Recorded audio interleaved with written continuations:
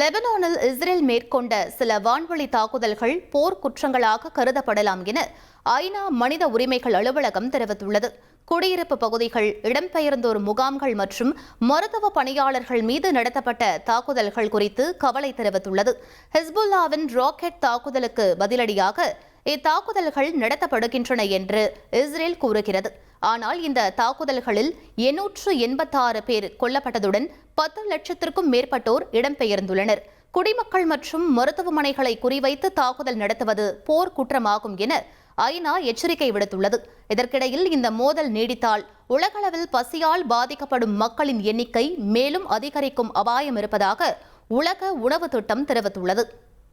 1,27,00,000 மனங்களை வென்ற தந்தி TV YouTube channel. தவிர்க்க முடியாத தம்ப்நெயில்ஸ், கலக்கலான கான்டென்ட்ஸ். நீங்களும் இந்த குடும்பத்தில் இணைய இப்பவே சப்ஸ்கிரைப் பண்ணுங்க.